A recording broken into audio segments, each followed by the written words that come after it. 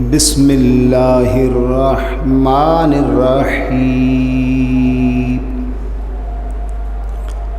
الحمد للہ رب العالمین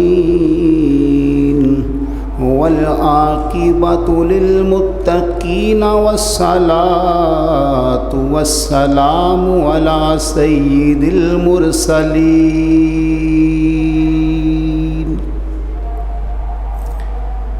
وعلى آلہ واصحابہ اجمعین۔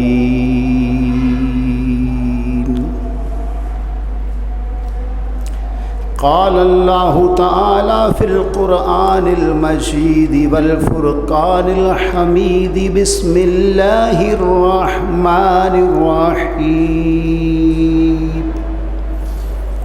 یا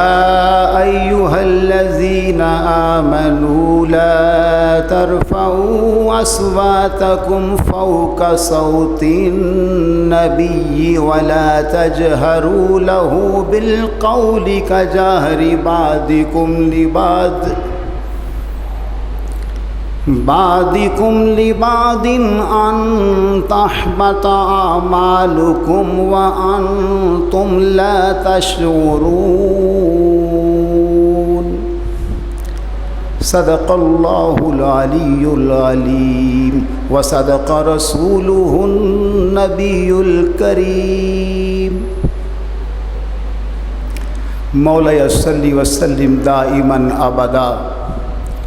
علی حبیبک خیر الخلق کلہم بلغ العلا بکمالہ کشف الدجی بجمالہ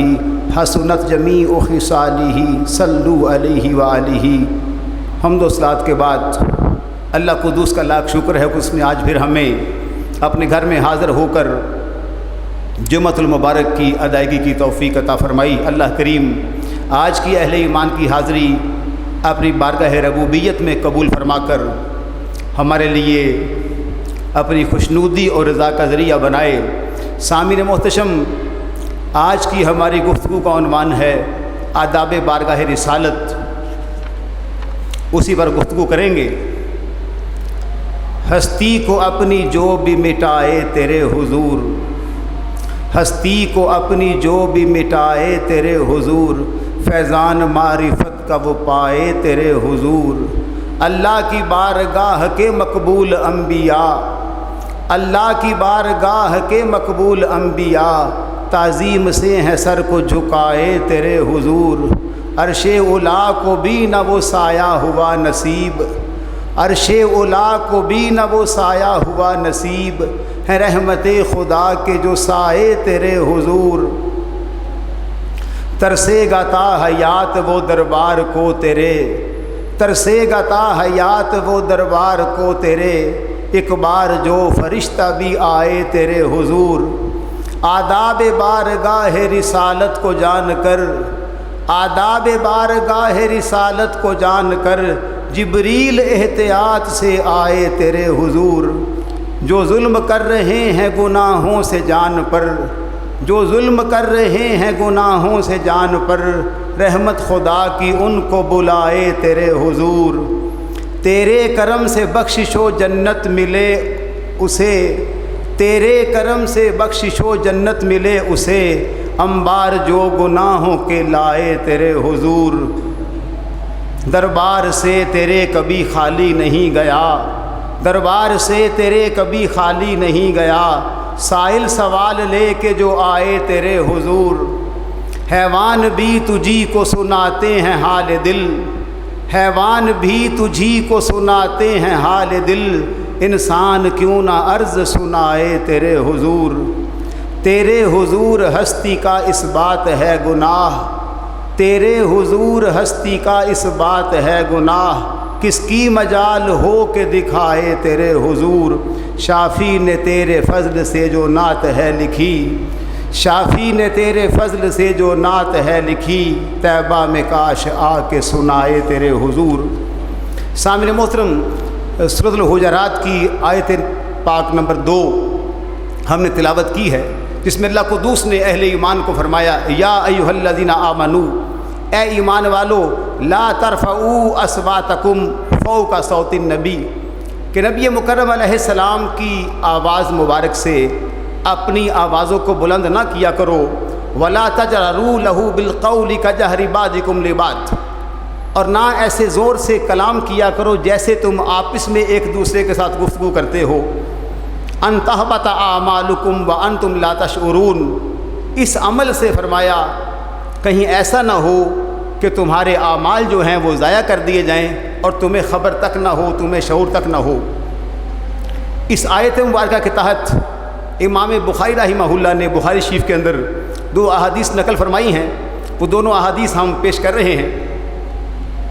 پہلی حدیث پاک ہے عن ابن ابی ملیکہ قال، ابن ابی ملیکہ کہتے ہیں قاد الخیرانی ان یہلک ابو بکر و عمر رضی اللہ عنہما رفع اصواتہما عند النبی علیہ الصلوۃ والسلام، کہتے ہیں 2 ایسے بندے جو خیر کے پیکر تھے،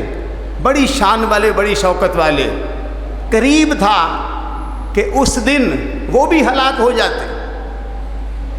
اور مراد کون تھا؟ واضح فرمایا ابو بکر اور عمر، جو انبیاء علیہم السلام کے بعد سب سے اعلیٰ مقام اور مرتبے والے ہیں، ان کے بارے میں فرمایا اگرچہ وہ سراپا خیر ہیں، وہ بھی اگر نبی مکرم علیہ السلام کے آداب کو ملحوظ نہ رکھیں۔ اب یہ ہمیں سمجھایا جا رہا ہے کہ نبی مکرم علیہ السلام کی بارگاہ کے اتنے مقرب، ایک حدیث کا مفہوم ہے کہ نبی مکرم علیہ السلام جب ارشاد فرماتے اپنی احادیث مبارکہ تو صحابہ ادب کے تحت نگاہوں کو جھکا لیتے، کسی صحابی کے اندر یہ ہمت نہ ہوتی کہ وہ رخ والضحیٰ کی تابناکی اور چمک کو برداشت کر سکتا۔ صرف جناب ابو بکر اور عمر پاک میں اللہ قدوس نے یہ قوت اور طاقت رکھی تھی کہ وہ قدر نبی مکرم علیہ السلام کی تجلیات کا مشاہدہ کر لیا کرتے تھے۔ تو فرمایا قریب تھا کہ جناب عمر اور جناب ابو بکر یہ دونوں ہلاک ہو جاتے۔ سبب کیا؟ رفع اصواتہما عند النبی علیہ الصلوۃ والسلام، فرمایا سبب یہ ہے کہ ان کی آوازیں نبی مکرم کی آواز مبارک سے اگر بلند ہو جائیں، یعنی ان لوگوں کے لیے بھی نبی مکرم علیہ السلام کی بارگاہ کے اور آپ کی ذات مبارکہ کے آداب کو بجا لانا کتنا لازم و ملزوم ہے۔ اور ابن زبیر کہتے ہیں جب یہ آیت مبارکہ نازل ہوئی فما کان عمر یسمع رسول اللہ علیہ الصلوۃ والسلام بعد هذه الآیۃ حتی یستفیمہ، نبی مکرم علیہ السلام کی بارگاہ میں جب یہ آیت نازل ہوئی کہ اے ایمان والو اپنی آوازوں کو نبی مکرم علیہ السلام کی آواز مبارک سے بلند نہ کرنا، تو حضرت عمر جو کہ مراد رسول ہیں، اگرچہ ہر صحابی شان و شوکت والا ہے، لیکن جناب عمر کو رب نے یہ انفرادی شان عطا فرمائی کہ نبی مکرم علیہ السلام نے ان کو رب کی بارگاہ سے دعا مانگ کر حاصل کیا ہے۔ اتنے لاڈلے صحابی ہونے کے باوجود، اور جن کے بارے میں یہ فرمایا گیا لو کان نبی بعدی لکان عمر، اگر میرے بعد کوئی نبی ہوتا تو عمر ہوتے، یعنی جن کی اوصاف رب کی بارگاہ میں اتنے پیارے ہیں۔ چونکہ میں خاتم النبیین ہوں والمرسلین ہوں، میرے بعد نہ کوئی نبی آ سکتا ہے نہ رسول آ سکتا ہے، ان کے لیے بھی فرمایا گیا کہ وہ میری بارگاہ کے آداب اس قدر ملحوظ رکھتے ہیں کہ جب نبی مکرم علیہ السلام سے کوئی عرض کرتے ہیں، کوئی گزارش کرتے ہیں،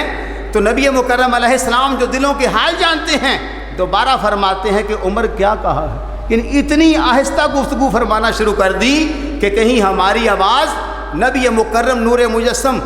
صلی اللہ علیہ وسلم کی آواز مبارک سے اونچی ہو کر ہمارے اعمال ہی ضائع نہ ہو جائے۔ اور ایک دوسری حدیث مبارکہ جو امام بخاری رحمہ اللہ نے اسی آیت کے تحت نقل فرمائی، وہ حدیث مبارکہ بھی ہمیں بتا رہی ہے کہ صحابہ کے اندر اللہ تعالیٰ کا خوف کس قدر تھا، صحابہ کے اندر عشق رسول کس قدر تھا، صحابہ کے اندر اللہ تعالیٰ کا جو نازل کردہ قرآن مجید ہے اس کی آیات بینات پر عمل کرنے کا جذبہ کس قدر موجود تھا، اور وہ نبی مکرم علیہ السلام کے ساتھ وفا کرنے میں کس قدر پیش در پیش تھے۔ حدیث کو سنیے گا، عن انس بن مالک رضی اللہ عنہ ان النبی افتقد ثابت بن قیس،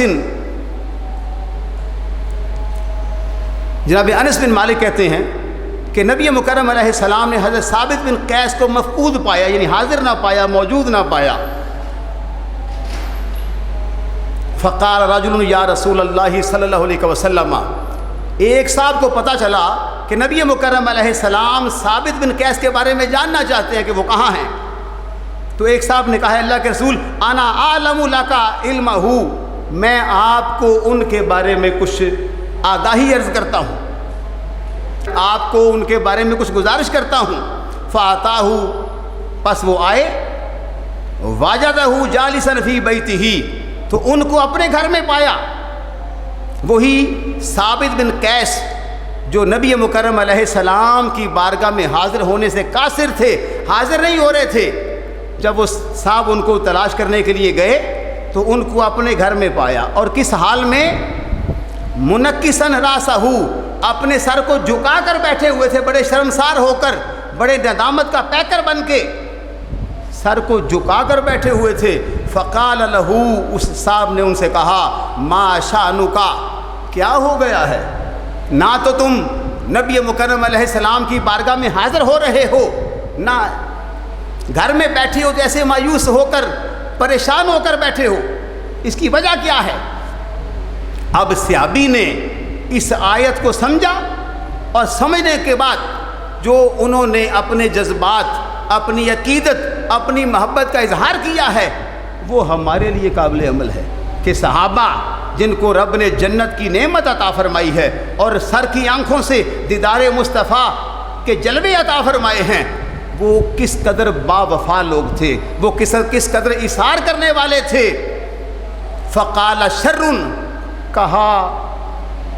میرے لیے تو ہلاکت ہو گئی ہے، میرے لیے بہت برا ہو گیا ہے،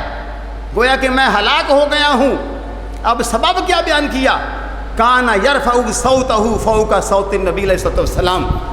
میری آواز نبی مکرم علیہ السلام کی صوت مبارک سے، آواز مبارک سے بلند ہے۔ اور لکھا شارحین نے کہ آپ جان بوجھ کر اونچا نہیں بولتے تھے، قدرتی طور پر آپ کا لب و لہجہ ایسا تھا کہ جب آپ گفتگو فرماتے تو لگتا تھا جیسے آواز نبی مکرم علیہ السلام کی آواز سے بلند ہے۔ بعض لوگوں کا اپنا لہجہ ہوتا ہے، بعض لوگ دھیمے لہجے کے عادی ہوتے ہیں، بعض لوگوں کی آواز ذرا بھاری ہوتی ہے، تو قدرتی جو ان کی آواز کی کڑک تھی، یا ان کا جو لہجہ تھا، یا وہ اونچا بولنا جو تھا، وہ بھی ان کو ناگوار گزرا، اور انہوں نے اپنے آپ کو عیبدار جانا۔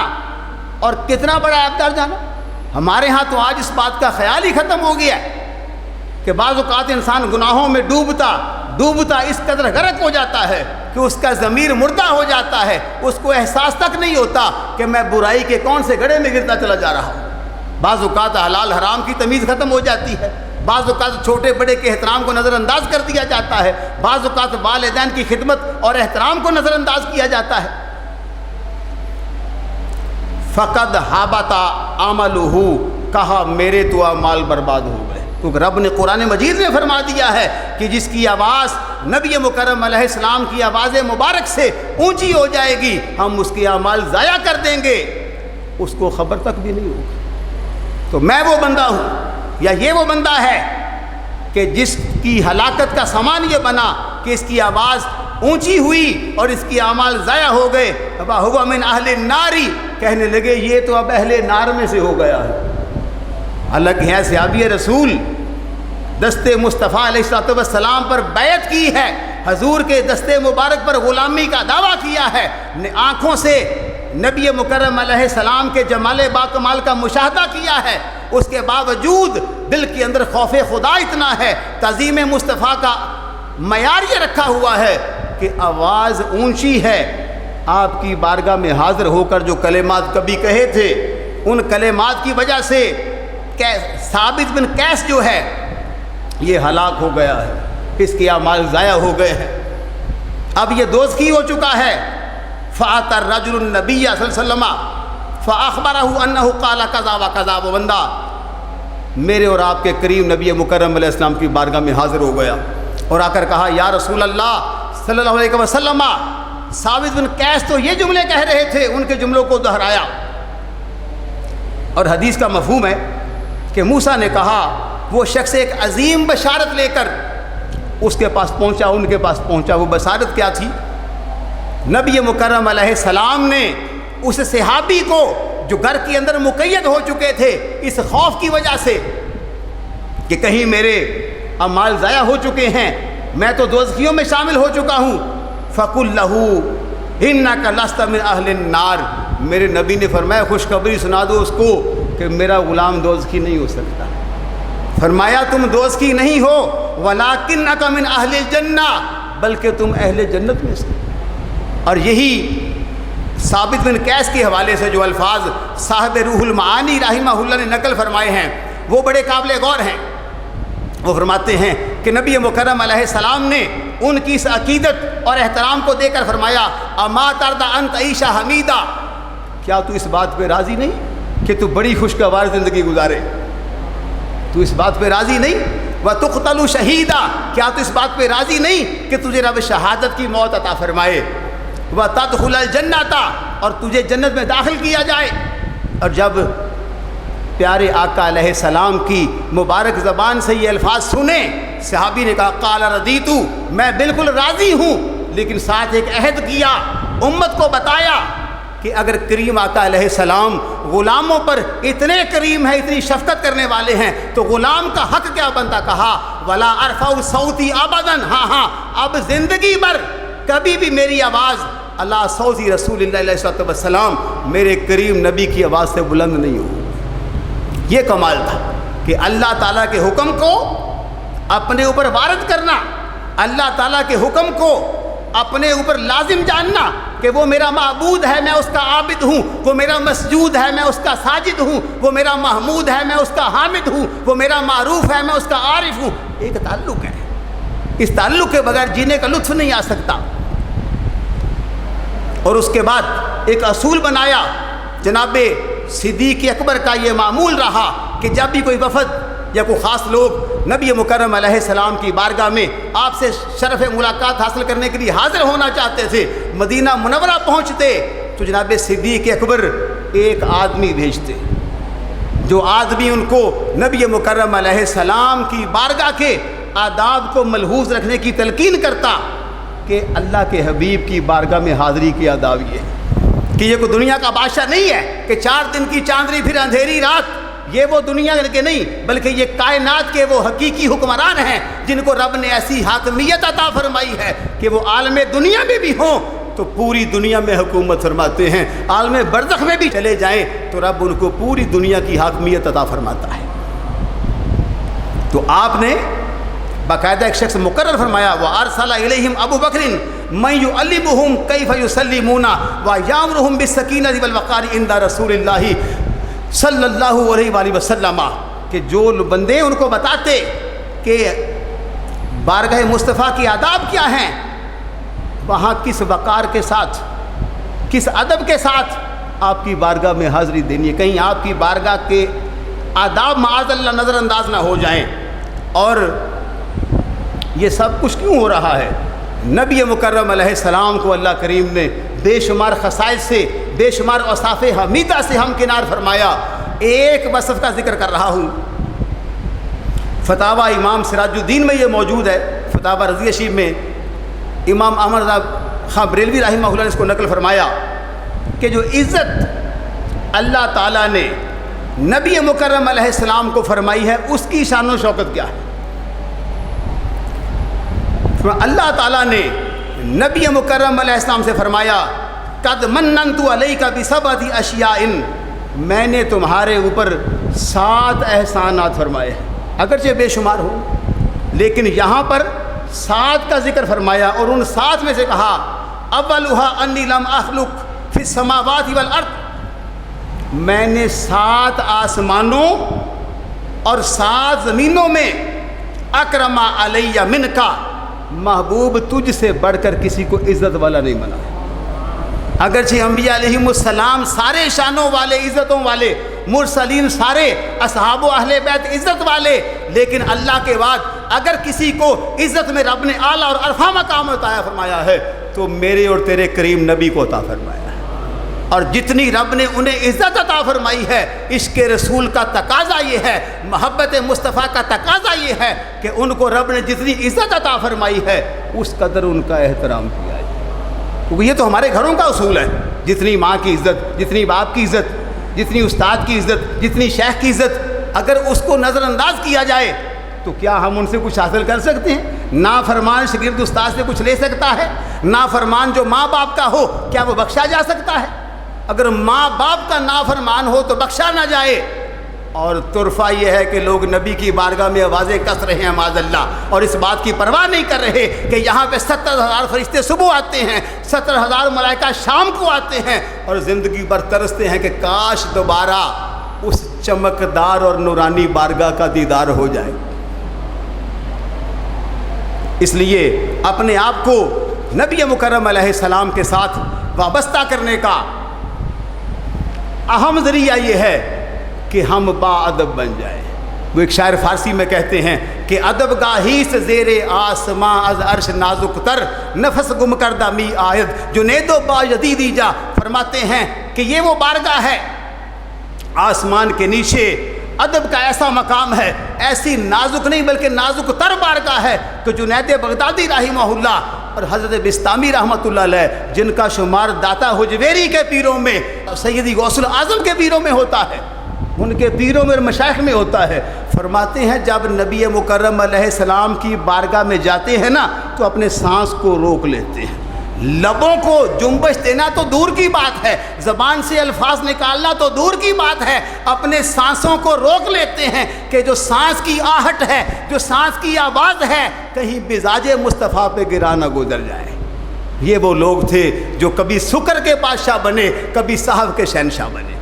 جنہوں نے آداب بارگاہ رسالت کو سامنے رکھا۔ اور آج دیکھیے کہ ہم کس قدر لا علمی کا مظاہرہ کر رہے ہیں، ایسا کبھی ہونا نہیں چاہیے۔ اقبال نے بھی کہا خاموش ہے دل، زبان نہیں، کہا اس بارگاہ میں دل پہ بھی قابو رکھو، کیونکہ وہ دل کی بات پا لیتے ہیں اکثر جنبش لب سے۔ میرے نبی دل کی باتوں کو جان لیتے ہیں، وہ دل کی بات پا لیتے ہیں اکثر جنبش لب سے، سہارا لے کے لفظوں کا نہ کوئی التجا کرنا۔ اقبال نے کہا خاموش ہے دل، بھری محفل میں چلانا نہیں اچھا، ادب پہلا کرینہ ہے محبت کے کرینوں میں۔ اگر تیرے پاس ادب نہیں تو پھر تیری نمازیں، تیرے روزے، تیری زکاتیں، تیرے صدقات، تیرے حج سارے کے سارے بے معنی ہو جائیں گے۔ اگر تجھے رب نے با ادب بنا دیا پھر تو یقیناً با مراد بن جائے گا۔ اور ایک مقام پہ شہر مدینہ شریف کی تو بڑی شان ہے، اور ذات مصطفیٰ علیہ السلام کا تو مقام ہی وراء الورا ہے، ماورائے عقل ہے۔ اقبال نے خاک مدینہ کی بات کرتے ہوئے کہا تھا خیرہ نہ کر سکا مجھے جلوہ دانش فرنگ، سرما ہے میری آنکھ کا خاک مدینہ و نجف۔ کہا میں اقبال اس لیے اقبال ہوں، مجھے رب نے جو عزتیں عطا فرمائی ہیں، کبھی آنکھ میں سرما ڈالتا ہوں تو شہر مصطفیٰ کی خاک کا ڈالتا ہوں، اور کبھی نجف اشرف میں جاتا ہوں تو مولا علی کے قدموں کے ساتھ جو نالین مبارک لگتی ہیں ان کے ساتھ جو خاک لگتی ہے اس کو آنکھوں کا سرما بناتا ہوں، رب ایمان کے نور کو جلا بخش دیتا ہے۔ تو آج ہمیں اپنے ان بزرگوں کے جو طور اور طریقے تھے ان کو اپنانے کی ضرورت ہے۔ وہ پنجابی میں ایک بزرگوں نے کہا نا کہ قدر نبی دا ایک ہی جانن، دنیا دار کمینے قدر نبی دا جانن والے سو گئے وچ مدینے۔ وہ جو سوئے ہوئے ہیں وہ جاگ رہے ہیں۔ مثال یہ دی گئی کہ وہ برزخ میں چلے گئے ہیں، اور بریلی کے تاجدار رحمہ اللہ نے تو قلم توڑا، کہا حرم کی زمین اور قدم رکھ کے چلنا،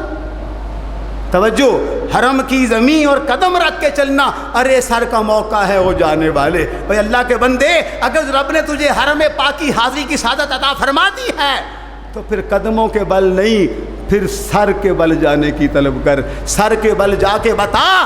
کہ میں غلام مصطفیٰ ہوں، میں فدائے مصطفیٰ ہوں۔ اللہ کو دوست کی بارگاہ میں دعا کرتے ہیں کہ مالک الملک مجھ کو اور آپ کو ہمیشہ نبی مکرم علیہ السلام بلکہ سارے انبیاء کا، سارے اصحاب کا، سارے اہل بیت اطہار کا اور امت کے سارے اولیاء کا، بلکہ ہر اس مومن کا جو نبی کا سچا غلام ہے احترام کرنے کی توفیق عطا فرمائے۔ وآخر دعوایا ان الحمد للہ رب العالمین۔